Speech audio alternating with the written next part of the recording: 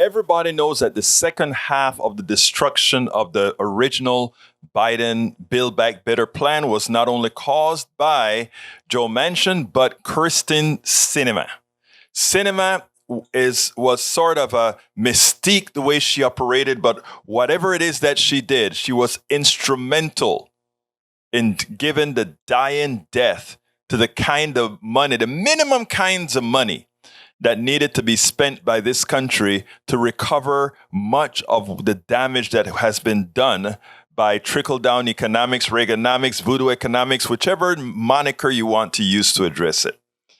And to watch her at the McConnell Center in Kentucky a couple of days ago is heartbreaking, because it is evident that there is something wrong with this woman's form of thinking upstairs. There's something wrong with her in that she continues with either ignorant history or revisionist history. Let's go ahead and watch a complete deconstruction by Lawrence O'Donnell. I could not have done this any better from the rather ludicrous speech she gave at the center. Check this out, and then we'll take it on the other side. Senator Sinema's parenting advice was every bit as bad as you would expect from someone who has no idea what she's talking about. And those of you who are parents in the room know that the best thing you can do for your child is to not give them everything they want, right? And that's important to the United States Senate as well. We shouldn't get everything we want in the moment, because later, upon cooler reflection, you recognize that it has probably gone too far. So the importance of the 60-vote threshold is to ensure that no one gets everything they want, that you compromise, that you find that middle ground. And by doing so, you're much more likely to pass legislation that stands the test of time, that will not be reversed when the next party gains power. That's the importance of the 60-vote threshold. Senator Sinema thinks that the 60-vote threshold ensures no one gets everything they want. There is not a single senator in the history of the United States Senate who has gotten everything that he or she wants. Not ever. Senator Sinema did not give a single example of a bill being passed with less than 60 votes that was then repealed when there was a change of power in Congress and the White House. Not a single example of her fear, of her theoretical justification for a voting threshold in the Senate that was not provided for in the Constitution, and which defies democracy in a body whose very structure of 2 senators per state defies democracy. If we were to give in to that moment of wanting just what you want, the reversal that would come in a year or 2 years would not only be bad for the American body, it'd be bad for businesses, it'd be bad for state and local governments. Maybe that's why it doesn't happen, except, of course, for tax rates. Whenever Republicans control Congress and the White House, they cut tax rates, and then whenever Democrats regain control of Congress and the White House, they raise tax rates. And so it happens, and the country survives. Senator Sinema wasn't finished. What she had already said about the 60-vote threshold was indefensible. And she is apparently one of those people who likes to follow the indefensible with the crazy, which she did. So not only am I committed to the 60-vote threshold, I have an incredibly unpopular view. I actually think we should restore the 60-vote threshold for the areas in which it has been eliminated already. We should restore it. Yeah, not everyone likes that. Because it would make it harder.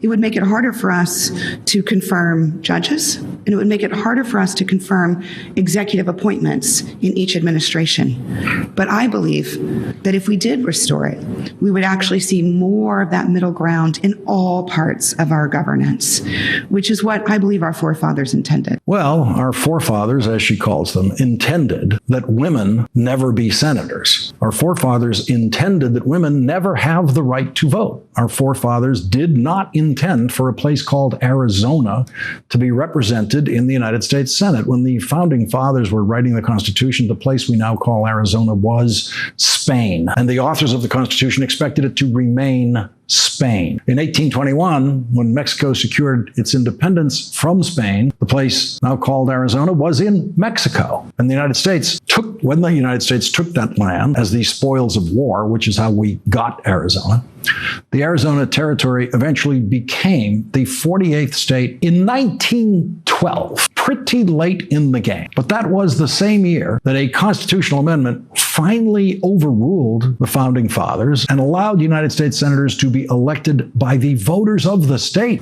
instead of the state legislatures, as the founders wanted it to be.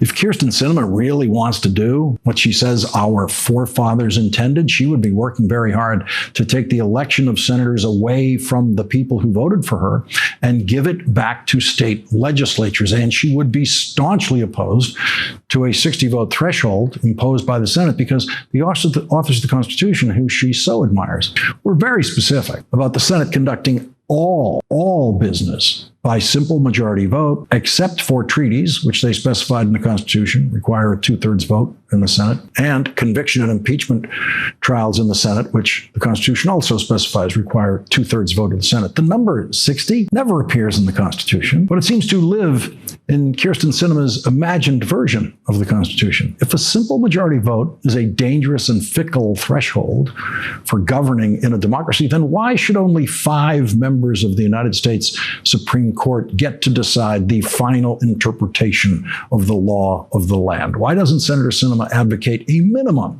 of a 6-vote threshold in the Supreme Court instead of a mere majority? And why is the United States of America the only country that has a 60% threshold to win a vote in a national legislative body? Senator Sinema went to Kentucky to deliver that speech at a government-funded university at a place that calls itself the McConnell Center. Senator Mitch McConnell has effectively purchased the naming rights by delivering federal funding to the university, which of course includes taxpayer money obtained in the much richer states of New York and California. The United States Constitution says that the president shall nominate, and with the advice and consent of the Senate, shall appoint judges of the Supreme Court. The Constitution does not say that Mitch McConnell shall prevent a nominated Supreme Court justice from even being considered by the United States Senate for its consent, as Mitch McConnell did to Merrick Garland in the last year of the Obama presidency. And Mitch McConnell didn't need 60 votes to do that. Today, Kyrsten Sinema traveled to Kentucky to celebrate Mitch McConnell's constitutional vandalism and her own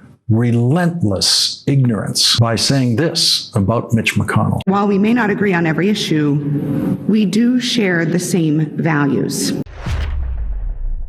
While we don't agree on the issues all the time, we share the same values. If one hasn't heard it all, that's it. But it was wonderful what Lawrence O'Donnell did, because he pointed out that, if you really want to follow the Constitution, Sinema, you wouldn't be a senator. If you really want to follow the Constitution in its original device, guess what? Arizona, you won't be there. You want to follow the Constitution? There is no 60-vote limit for anything but treaties. So you want to really follow the Constitution? That was a made-up rule. We all know that it was a made-up rule that to get the 60-vote majority, and that it had some very bad connotations why it was there in the first place. So therefore, Sinema's, again, I repeat, if you want things to change, you have to go out there and vote and make sure that you vote in real progressives, not neoliberals that wear a facade of the Democratic, what the Democratic Party is now today. What they are just holding space in the other party in order to destroy policies that affect the corporate structure. Understand what's going on here. We have people, senators, forget about labels, Republican or Democrat. They are of the same values populating both parties to ensure that the masters, the corporate structure, will always get what it wants because it has people on both sides of the aisle. So when Sinema said, we share values, she just may have made a Freudian slip. It just may be true. we spend a lot of time deconstructing the news, trying to parse it into a form that everybody can understand. We try to find those little nitpicks where it flies above the fray, etc. If you really like these videos that we do, I want to ask a big favor. Please go ahead, number one, subscribe to our channel, and number two, please join if you can. Thank you so kindly for watching. Keep watching. Please remember to share. We must populate the entire internet with our progressive message, a message that we know is what most Americans say that they want. So help us, please join.